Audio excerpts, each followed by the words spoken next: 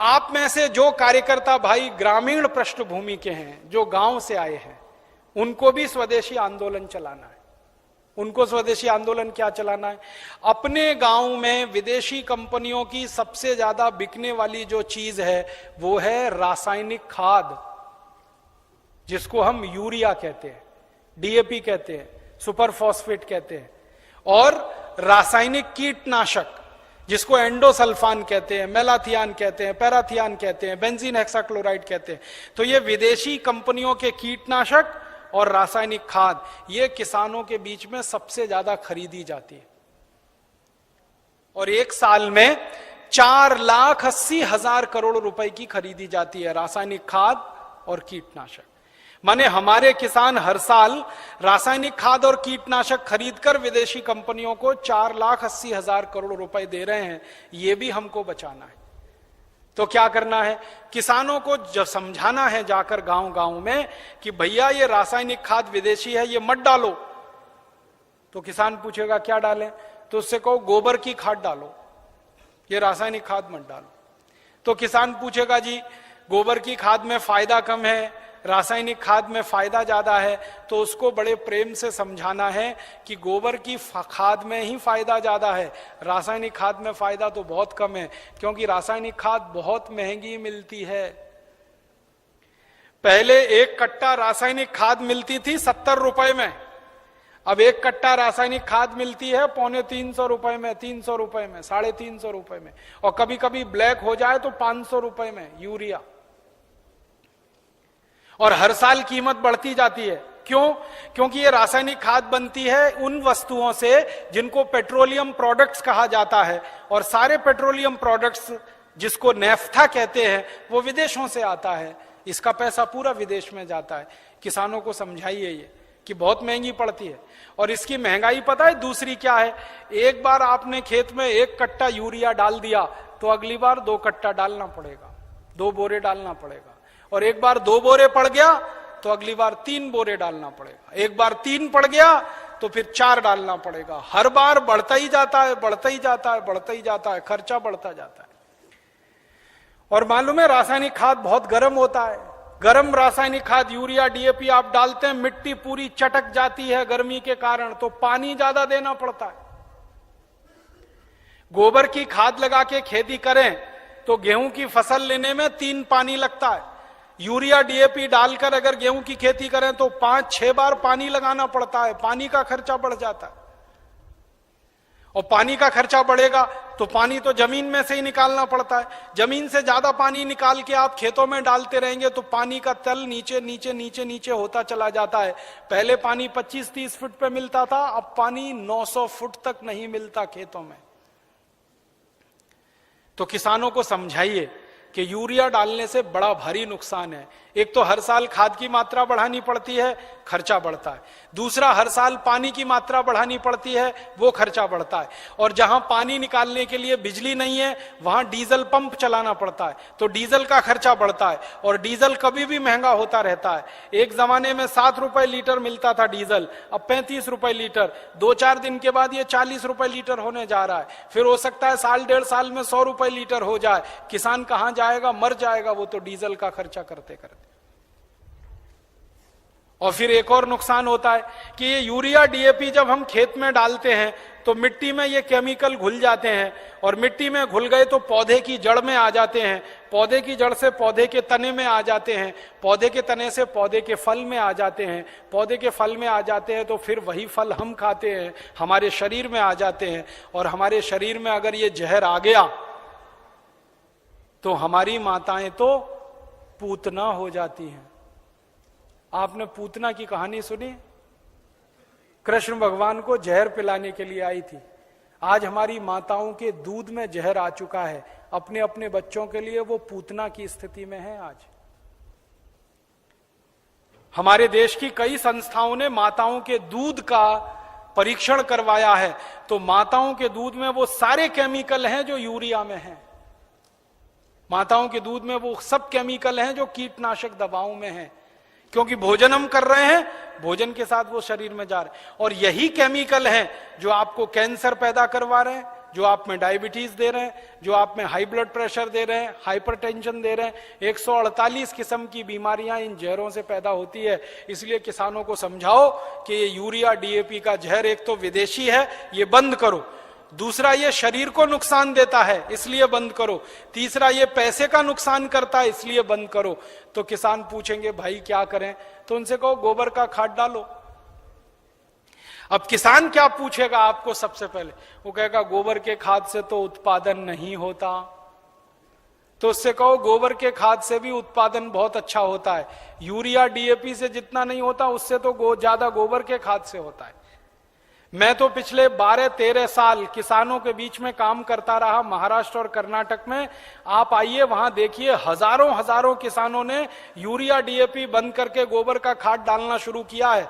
और जिस किसान के यूरिया डीएपी के खेत में 1 एकड़ में 20 से 25 मीट्रिक टन गन्ना होता था, आज उस किसान के खेत में गोबर का खाद डालने से 90 से 100 मीट्रिक टन गन्ना हो रहा है।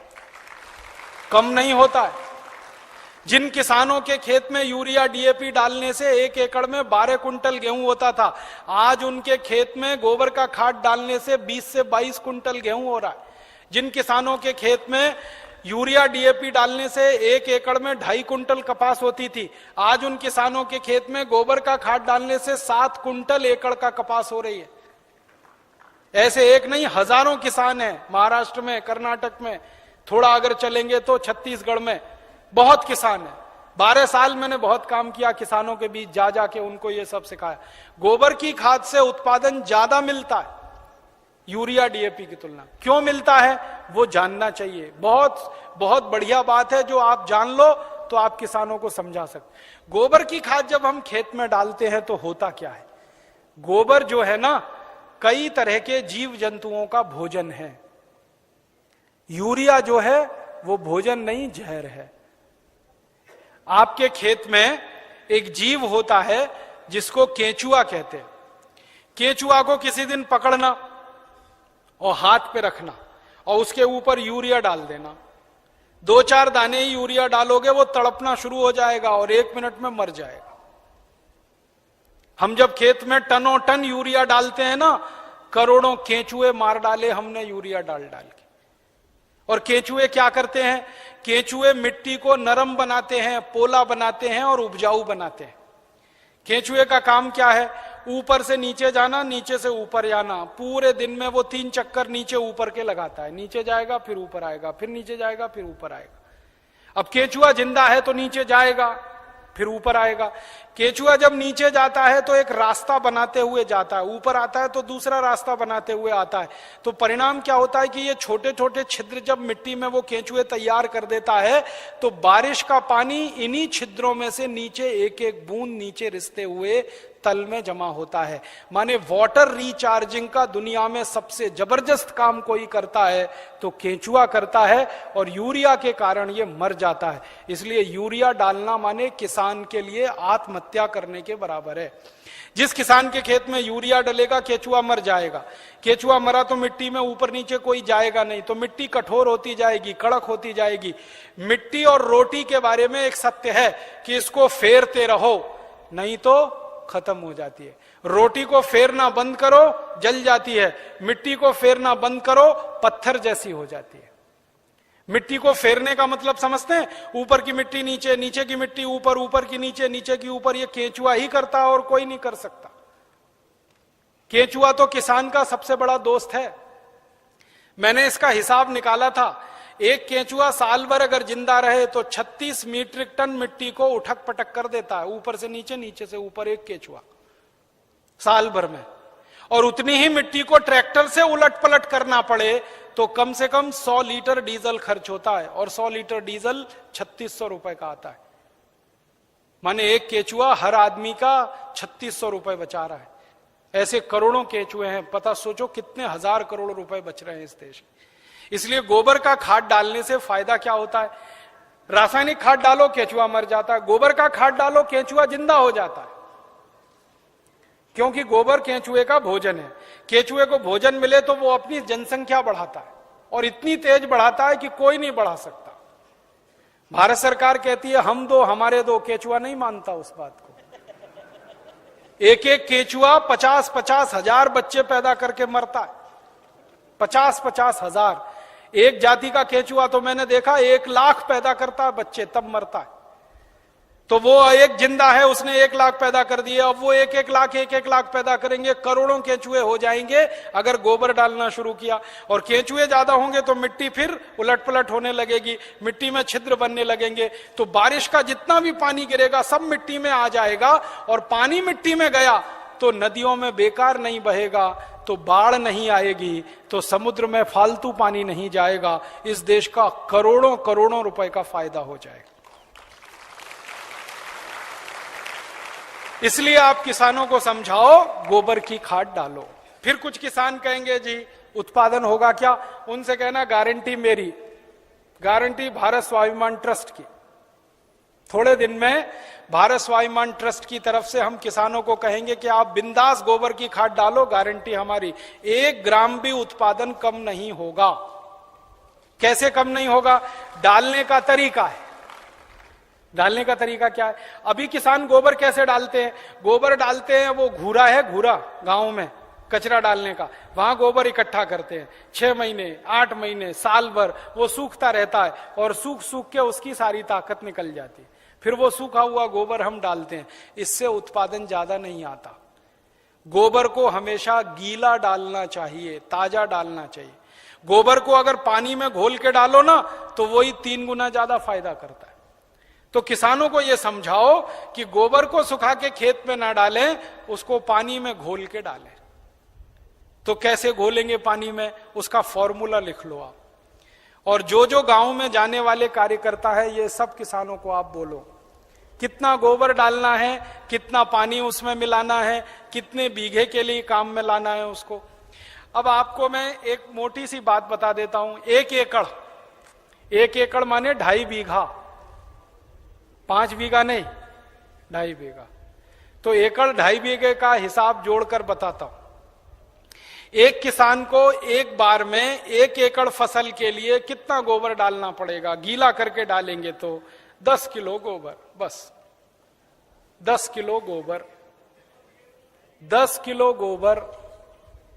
फिर से सुन लो, 10 किलो, ज्यादा नहीं बोल रहा हूं, 100 किलो नहीं, 10 किलो गोबर 1 एकड़ के लिए। डालना कैसे? लिख लो 10 किलो गोबर। फिर इसमें चाहिए 10 लीटर मूत्र, जिस जानवर का गोबर उसी का मूत्र। गाय का गोबर तो गाय का मूत्र, भैंस का गोबर तो भैंस का मूत्र, बैल का गोबर तो बैल का मूत्र। अब आप बोलोगे गोबर तो इकट्ठा कर लेंगे, मूत्र कैसे इकट्ठा करें?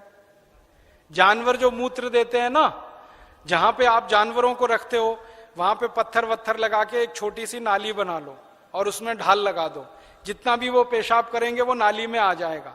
नाली के आगे एक खड्डा खोद दो, वो सारा उसमें जमा हो जाएगा, फिर वो ले लो। और मैं आपको एक अच्छी बात बताता हूं, जानवरों के मूत्र की कोई एक्सपायरी डेट नहीं है। 1 साल, 2 साल, 3 साल, 5 साल, 10 साल, 20 साल, 50 साल खराब ही नहीं होता। तो चिंता करने की बात ही नहीं है। तो इकट्ठा होता रहेगा, खड्डे में डालते रहो। तो 10 किलो गोबर, 10 लीटर मूत्र, ठीक है। फिर इसमें मिलाना है लगभग 1 किलो गुड़, आधे से 1 किलो गुड़। गुड़ तो आप सब जानते हो। एक तो गुड़ होता है जिसको आप खा लेते हो, एक तो गुड़ ऐसा होता है जिसको जानवर खा लेते हैं, और एक गुड़ ऐसा होता है जिसको कोई नहीं खा सकता, गीला गीला, पुराना पुराना, काला काला। वो गुड़ खेत के बहुत काम का है। जो सबसे घटिया गुड़ है, जिसको ना जानवर खा सकते हैं ना आपका, वो खेत के लिए बहुत काम का है। तो वो गुड़ ले लो, आधे से 1 किलो। गोबर हो गया, मूत्र हो गया, गुड़ हो गया। अब इसमें लगभग 1 किलो डालना है दाल का आटा। दाल है ना, दाल, अरहर की दाल, मूंग की दाल, उड़द की दाल, चने की दाल, सोयाबीन की दाल, खेसारी की दाल, कोई भी दाल, 1 किलो उसका आटा। 4 चीजें हो गई, गोबर, गोमूत्र, गुड़, दाल का आटा। और इसमें डालनी है 1 मुट्ठी मिट्टी। 1 मुट्ठी में आधा किलो या 1.25 किलो तक मिट्टी आती है। मिट्टी कहां से लानी है? आपके खेत के आसपास अगर पीपल का कोई पेड़ है, बरगद का कोई पेड़ है, तो उसके नीचे से खोद लो मिट्टी। पीपल के पेड़ के नीचे की या बरगद के पेड़ के नीचे की? पीपल और बरगद के पेड़ के नीचे की ही मिट्टी क्यों खोदना? आपको मालूम है पीपल और बरगद के पेड़ हर समय ऑक्सीजन देने वाले पेड़ हैं, और ज्यादा ऑक्सीजन देने वाले पेड़ के नीचे जीवाणुओं की संख्या बहुत होती है। तो पीपल और बरगद के पेड़ के मिट्टी में जीवाणु सबसे ज्यादा होते हैं, यही जीवाणु खेत को चाहिए। तो मिट्टी ले ली, 5 चीजें हो गई, गोबर 10 किलो, मूत्र 10 लीटर, गुड़ लगभग 1 किलो, दाल का आटा 1 किलो और मिट्टी लगभग 1 किलो। ये 5 चीजों मिला दो, घोल दो। हाथ से घोल लेना, खराब नहीं होंगे हाथ, नहीं तो डंडे से घोल देना। एक ड्रम में घोल लेना, प्लास्टिक के ड्रम में घोल लेना, नहीं तो लोहे के ड्रम में घोल लेना। प्लास्टिक का होगा तो अच्छा, लोहे वाला क्षरण ज्यादा होता है। अब इसको घोल के 15 दिन रख देना, 15 दिन रख देना।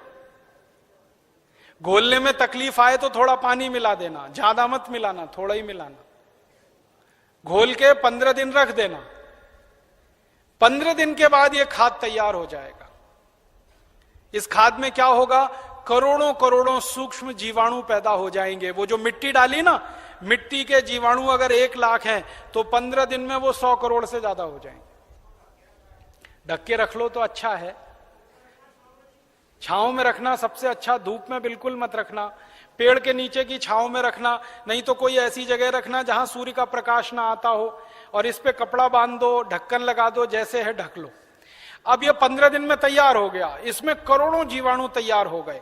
अब ये जीवाणु घोल, इसको जीवाणु घोल कहते हैं, इसको खेत में डालना है। डालने से पहले इसमें पानी मिलाना है, और पानी कितना मिलाना है, जितना गोबर था उसका 10 गुना पानी, 10 गुना कम से कम। 100 लीटर पानी, 10 किलो गोबर तो 100 लीटर पानी, और ज्यादा से ज्यादा पानी मिला सकते हैं तो 200 लीटर। तो 100 से 200 लीटर पानी मिला लिया। अब ये पूरा परफेक्ट घोल हो गया। इसको 1 एकड़ के खेत में छिड़कना है, जैसे पानी छिड़कते हैं ना मिट्टी दबाने के लिए, ऐसे ही छिड़कना है बस। आप इसको छिड़क देंगे तो ये करोड़ों जीवाणु मिट्टी में पहुंच जाएंगे, तो मिट्टी में जीवाणुओं की संख्या बढ़ती जाएगी, और मिट्टी में सारा खेल खेलने का काम जीवाणु करते हैं। आपको मालूम है जीवाणु क्या करते हैं? जीवाणु सारा काम करते हैं। पौधे की जड़ को नाइट्रोजन की जरूरत है तो ये जीवाणु उपलब्ध कराते हैं।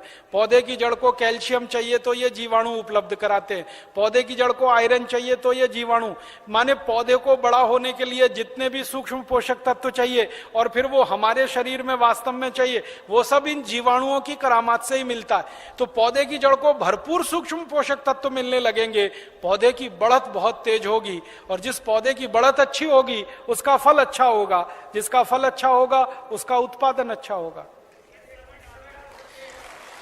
अब इसमें समय लिख लो, कितनी बार डालना, कब डालना। सबसे अच्छा तरीका यह होता है कि खेत को जब जोतने की तैयारी करें ना, जोतें, बीज डालने से पहले खेत जुताई होती है ना, खेत जुताई करते ही 1 दिन डाल दो। आज जुताई किया, कल डाल दो, जुताई करके डाल दो। ये पहली बार, ठीक है। फिर इसके डालने के 2-3 दिन बाद या 4 दिन बाद या 5 दिन बाद बुआई कर दो। है कितना डाल सकते हैं बताए ना? 1 एकड़ में जितना तैयार हुआ 200 लीटर वो। तो आपने इसको जोत के 1-2 दिन में डाल दिया, फिर बीज बो दो। बीज बोने के 21वें दिन में फिर डाल देना। आज बीज बोया तो ठीक 21 दिन बाद एक बार फिर डाल देना। क्या होता है ना, बीज में से अंकुरण होता है, और अंकुरण होने के 21वें दिन तक वो मिट्टी की ताकत से बढ़ता है। फिर 21 दिन के बाद वो सूर्य की ताकत से बढ़ना शुरू हो जाता है, फोटोसिंथेसिस जिसको कहते हैं, प्रकाश संश्लेषण की क्रिया। सूर्य ताप से खाना बनाना शुरू कर देता तो बढ़त तेज हो जाती है। तो और आप मोटी सी एक बात याद रखो कि हर 21वें दिन पे डाल देना। आज डाला, 21 दिन बाद डाला, फिर 21 दिन बाद डाला, फिर 21 दिन बाद डाला। तो एक फसल अगर आप समझ लो 4 महीने की है तो लगभग 5 बार डालना पड़ेगा। कोई फसल 6 महीने की है तो 7-8 बार डालना पड़ेगा। 8 महीने की है तो 10-1 बार डालना पड़ेगा। अब इसमें खर्चा क्या है? जानवर अगर घर के हैं तो गोबर फोकट का, मूत्र फोकट का, गुड़ मैं कह रहा हूं सबसे सड़ा हुआ, जिसको फेंक देते हैं, वो भी फोकट में मिल जाएगा। पानी तो फोकट का है ही, थोड़ा दाल वाल लेना पड़ेगा तो उसका खर्चा आएगा, लेकिन किसान अगर दाल पैदा करता है तो वो भी घर की हो जाएगी। माने खाद बनाने का खर्चा लगभग शून्य आएगा, मेहनत लगेगी, पूंजी में पैसा कम से कम खर्च होगा। और ये खाद जो तैयार होगी इसमें जबरदस्त क्वालिटी है, क्योंकि इसमें कैल्शियम भरपूर, आयरन भरपूर, फास्फोरस भरपूर। क्या क्या इसमें है? गोबर है, गोबर में कैल्शियम है, आयरन है, सल्फर है, सिलिकॉन है, कोबाल्ट है, मैग्नीशियम है, मैग्नीज है, 18 सूक्ष्म पोषक तत्व हैं जो चाहिए मिट्टी को। फिर गुड़ है, गुड़ में जबरदस्त फास्फोरस है, गुड़ में जबरदस्त कैल्शियम है, फिर मूत्र में ये सब है। तो जो सूक्ष्म पोषक तत्व हमें चाहिए वही मिट्टी को चाहिए, वो सब इस खाद में भरपूर हैं। यूरिया में नहीं है, डीएपी में नहीं है, यूरिया में कैल्शियम नहीं है, डीएपी में कैल्शियम नहीं है। और कैल्शियम सबसे प्रमुख आधार है मिट्टी के लिए, क्योंकि खेत में कैल्शियम होगा तो पौधे में होगा, पौधे में होगा तो फल में होगा, फल में होगा तो भोजन में होगा, भोजन में होगा तो शरीर में होगा, शरीर में होगा तो हड्डियां मजबूत, हड्डियां मजबूत तो शरीर मजबूत। ये सारा साइकिल इसी कैल्शियम के उस पे है। तो ये तो गोबर की खाद से ही मिलेगा, यूरिया डीएपी से मिलने ही वाला नहीं है। तो किसान को ये समझाइए आप। अब आपको समझ में आ गया, हर 21 दिन में डालना है, जबरदस्त फसल आएगी। पहली बार जब आप डालोगे ना तो किसान थोड़ा झिझक करेगा, उसको भरोसा नहीं है, विश्वास नहीं है, तो उसको कहना कि भाई तुम डालो, नुकसान तुम्हारा नहीं होगा। मैंने बहुत किसानों का हिसाब निकाला है, खराब से खराब खेत में जब गोबर का खाद डालते हैं ना तो गेहूं का उत्पादन पहले साल की तुलना में थोड़ा ही कम आता है, लेकिन उत्पादन जितना कम आता है उससे ज्यादा खर्चा बच जाता है, तो वो बराबर मामला बैठता है।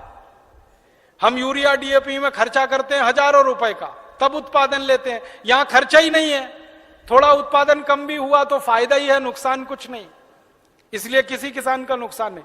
और 2-3 साल लगातार आपने डाल दिया तो उत्पादन बढ़ना शुरू हो जाता है, लगातार बढ़ता है। और 10-12 साल में तो कई खेत ऐसे हैं जहां उत्पादन सीधे डबल हो जाता है, 100% की बढ़ोतरी हो जाती है। नहीं, छानने की जरूरत नहीं है, ऐसे ही डालो। उसमें जितना कचरा है सब खेत में जाने दो, क्योंकि कचरे में जीवाणुओं की संख्या और तेजी से बढ़ेगी, छानने की जरूरत नहीं है। अब आप डालोगे कैसे, ये प्रश्न है। तो उसके लिए 4 विधि है। पहली विधि ये है कि सीधे डब्बा लो और छिड़काव करो, खेत पे भरो और छिड़क दो, भरो और छिड़क दो। अब कहोगे जी खेत बहुत बड़ा है, ये तो नहीं चल सकता, तो दूसरा तरीका बताता हूं। खेत में पानी लगाते हैं ना, पानी में डाल दो। नाली में से पानी जा रहा है ना, एक टंकी में भर के ये खाद रख दो, उसमें नल लगा दो, टोटी खोल दो, टपक टपक पानी में गिरता रहेगा, खेत में चला जाएगा।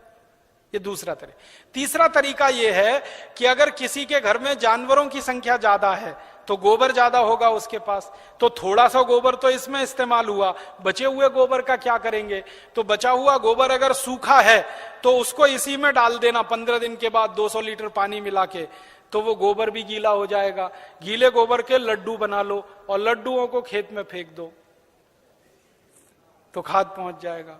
और एक तरीका है, खेत में से मिट्टी खोद लो, मिट्टी खोद लो, मिट्टी में ये पूरा घोल मिला दो, मिट्टी गीली हो गई, मिट्टी के लड्डू बना लो, लड्डुओं को खेत में फेंक दो, तो खाद पहुंच जाएगा। तो पानी के साथ दे सकते हैं, छिड़क के डाल सकते हैं, गोबर या मिट्टी को लड्डू बना के डाल सकते हैं। और एक आखिरी तरीका है, स्प्रे मशीन अगर अपने पास है तो उसका आगे से नोजल निकाल दो, नोजल निकाल दो, फिर उससे स्प्रे कर दो। अब इसमें ध्यान ये रखना है कि ये फसल पे स्प्रे नहीं होगा, ये जमीन पे होगा, मिट्टी पे होगा। फसल पे डालने से फायदा नहीं मिलेगा, मिट्टी में डालना है इसको। तो अगर फसल ऊंची है तब कैसे डालेंगे? तब तो पानी लगाओगे तभी डालना सबसे अच्छा है। इसमें एक तरीका यह है कि खेत का मुहाना होता है ना, जहां से पानी घुसता है, वहां एक आदमी को बिठा दो, डब्बा लेके पटकता रहेगा, उसमें पानी के साथ जाता रहेगा, और पानी के साथ पूरे खेत में बराबर मात्रा में जाता है और रिजल्ट उसका सबसे अच्छा आता है। और एक तरीका है इसको डालने का, अगर आपके घर में गोबर का वो बनाते हैं ना, क्या कहते हैं उसको, कंडा कहते हैं, उपला कहते हैं, क्या कहते हैं, कंडा उपला जो भी कहते हैं, उसको जलाते हैं, जलाने के बाद राख निकलती है ना, वो राख इकट्ठी कर लो और ये घोल और राख मिला दो और फिर लड्डू बन जाएंगे, फिर खेत में छिड़क दो, तो इसका तो जबरदस्त उत्पादन आता है। क्योंकि जो राख है ना, इसमें कई केमिकल अतिरिक्त हैं जो गोबर और गोमूत्र से भी ज्यादा है। तो ये तरीका समझ में आ गया। हर 21 दिन पे डालेंगे। 4 महीने की फसल है तो 5-6 बार डालना पड़ेगा, 6 महीने हैं तो 7-8 बार। इसी तरह से पूरी खेती होती रहेगी। गोबर किसी भी जानवर का, गाय का हो, भैंस का हो, बैल का हो, बकरी बकरे का हो, गधे घोड़े का हो, हाथी ऊंट का हो, कोई भी हो, सब चलेगा। मूत्र भी किसी जानवर का, ठीक है। और आधा आधा मिले तो वो भी चलेगा। गाय का आधा ले लिया, भैंस का आधा, किसी के पास गाय नहीं हो, किसी के पास भैंस नहीं हो, एक एक गाय एक एक भैंस, और खेत बड़ा है तो आधा आधा, सब मिक्सिंग करके चलेगा। बस एक ही सावधानी रखना कि जो जो गाय का गोबर लो तो वो देशी गाय हो तो अच्छा होगा। जर्सी का फायदा पूरा नहीं करेगा, और जर्सी का ही गोबर है तो उसमें देशी का मिला लेना, नहीं तो कोई फायदा नहीं करेगा। जर्सी गाय है, उसका गोबर है, उसमें देशी गाय का 1-2 किलो गोबर मिला लेना, वो वैसे ही काम करता है जैसे 100 किलो दूध में 1 चम्मच दही डालो तो पूरा दूध दही हो जाता है। वैसे ही 100 किलो जर्सी गाय के गोबर में 1 किलो देशी का डाल दो तो देशी गाय के जीवाणु अपनी संख्या अपने आप बढ़ा लेते हैं। और धीरे धीरे मेरी बात मानो तो जर्सी गाय बेचते जाना, देशी लेते जाना, क्योंकि ये जर्सी गाय के दूध में दम नहीं है। आपको मालूम नहीं है, दुनिया में भारत को छोड़कर जर्सी गाय का दूध कोई देश नहीं पीता। डेनमार्क में सबसे ज्यादा जर्सी गाय है। डेनमार्क वाले दूध ही नहीं पीते। क्यों नहीं पीते? कैंसर होने की संभावना है जर्सी गाय के दूध से। घुटनों का दर्द तो तुरंत हो जाता है, बड़ी बड़ी बीमारियां होती हैं। और जर्सी गाय को एक खतरनाक बीमारी होती है, मैड काउ डिसीज। उस बीमारी के चक्कर में दूध भी उसका प्रदूषित होता है, इसलिए जर्सी का दूध दुनिया में कोई नहीं पीता। डेनमार्क की सरकार तो दूध ज्यादा होने पे समुद्र में फेंकवा देती है। आपको सुनकर हैरानी होगी, डेनमार्क में दूध बहुत है, चाय बिना दूध की पीते हैं सबके सब, क्योंकि वो दूध उनको खराब लगता है। तो जर्सी गाय बेच के देशी लेते जाना। भैंस हो तो उसका तो चल जाएगा, बैल का चल जाए। अब एक आखिरी चीज और बता दूं, उसको आप लिख लो। ये तो हुआ खाद। अब किसान कहेगा कीड़ा लग गया तो, कीड़ा लग सकता है ना, तो उसका भी एक फॉर्मूला लिख लो। कीड़ा अगर लगता है, कीट लगता है, तो उसकी दवा भी हम खुद बना के छिड़क सकते हैं, पैसा खर्च करने की जरूरत नहीं। कीड़ा मारने की दवा कैसे बनेगी? 20 लीटर जानवरों का पेशाब ले लो, गाय का, बैल का, भैंस का, 20 लीटर, ठीक है। ये 1 एकड़ के लिए बता रहा हूं। फिर इसमें 2.5-3 किलो नीम के पत्ते की चटनी डाल देना। नीम के पत्ते की चटनी, नीम का पत्ता है, पीस के चटनी बना के डाल देना, 2.5-3 किलो। और आकड़ा देखा है? आकड़ा, आकड़ा के पेड़ के पत्ते की भी चटनी डाल देना, 2.5-3 किलो।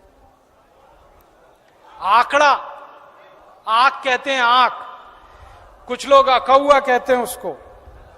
आक, आकड़ा, अकौआ, हाँ वही जो हनुमान जी पे चढ़ाते हैं, जिसमें सफेद सफेद दूध निकलता है। और एक तीसरा पत्ता है, सुनो सुनो भाई, एक तीसरा पत्ता है बेशरम। बेशरम जो है ना, अक्सर गांव में घुसते हैं ना, तो दोनों तरफ किनारे किनारे लगा रहता, पान के जैसा पत्ता, बैगनी रंग का फूल आता है, उसमें ना खुशबू होती है ना कुछ होता है, बिना पानी के बिना बीज के होता है, इसलिए बेशरम कहते हैं। तो 2-2.5 किलो ले लो। और एक पत्ता है आपके गांव में अगर मिले तो, सीताफल का पत्ता, शरीफा जिसको कहते हैं, सीताफल शरीफा, उसका पत्ता 2-2.5 किलो ले लो। और अगर गांव में मिल जाए ना तो वो घास आती है ना, कांग्रेस घास, उसको चटनी बना के डाल दो, 2-2.5 किलो। और इसमें थोड़ा सा खूब तीखी लाल मिर्च हो, हरी मिर्च हो, तो वो पीस के डाल दो, 250-300 ग्राम। लहसुन पीस के डाल दो, आधा किलो के करीब। गाजर घास, वही वही। और मैं आपको एक मोटी सी बात बताता हूं, वो याद रखो, जिन जिन पत्तों को गाय नहीं खाती, फिर से सुनो, जिन जिन पत्तों को गाय नहीं खाती और आपके गांव में उपलब्ध है, वो सब पत्ते पीस के डाल दो इसमें। गाय को खिला के देख लो, खा रही है तो नहीं डालना, नहीं खा रही है तो पीस के डाल देना है। मोटी बात याद रखो। तो 3-4 तरह के पत्ते डाल दिए, थोड़ा लहसुन डाल दिया, थोड़ा मिर्ची डाल दी, 20 लीटर मूत्र में डाल के इसको उबालना है, गर्म करना, उबाल के ठंडा कर लो, ठंडा करके 200 लीटर पानी मिला दो। अब ये दवा तैयार हो गई, कीटनाशक। इसको स्प्रे कर दो किसी भी फसल पे, तो 48 घंटे माने 2 से 3 दिन में सारे कीट खत्म कर देता है। 1 पैसे का खर्चा नहीं होता, बाजार से कुछ नहीं लाना पड़ता। ये हर फसल में काम आता है, गेहूं में, चावल में, चने में, दाल में, मटर में, गन्ने में, हर तरह की फसल में ये उपयोग हो सकता है। तो कीटनाशक दवा बनाने का आपको मालूम, खाद बनाने का आपको मालूम। अब यूरिया, डीएपी और एंडोसल्फान गांव गांव से हमें बंद कराना है। 4,80,000 करोड़ रुपए किसानों का बचाना है, 2,32,000 करोड़ रुपए शहर वालों का बचाना है। ये दोनों मिला दें तो करीब 7-8 लाख करोड़ रुपए देश का हम बचा सकते हैं स्वदेशी आंदोलन की ताकत से। और बाहर से जो इंपोर्ट हो रहा है करीब 7 लाख करोड़ का, अगर पक्के स्वदेशी वाले लोग हो जाएं तो इंपोर्टेड चीजें भी बंद हो सकती हैं। 14 लाख करोड़ का फायदा, माने इतना बड़ा फायदा हम पूरे देश को दे सकते हैं अपने स्वदेशी आंदोलन और अभियान से। इसलिए स्वदेशी आंदोलन और अभियान को गांव-गांव जाके चलाना है। और आपको इसके लिए उस जमाने में लोकमान्य तिलक ने जैसा परिश्रम किया, महात्मा गांधी ने जैसा परिश्रम किया, विपिन चंद्र पाल ने जैसा परिश्रम किया और क्रांतिवीरों ने जैसे परिश्रम किया, वैसा ही परिश्रम आपको करना है। ताकि क्या होगा, जैसे आज हम लोकमान्य तिलक का नाम याद रखते हैं अपने देश के लिए, अपनी सभ्यता के लिए, अपनी आजादी के लिए, वैसे ही आपका नाम आने वाली पीढ़ियां याद रखेंगी इस देश के दूसरे स्वदेशी आंदोलन के लिए। ऐसा कहकर मैं आपका आभार व्यक्त करता हूं, बहुत बहुत आपको धन्यवाद देता हूं।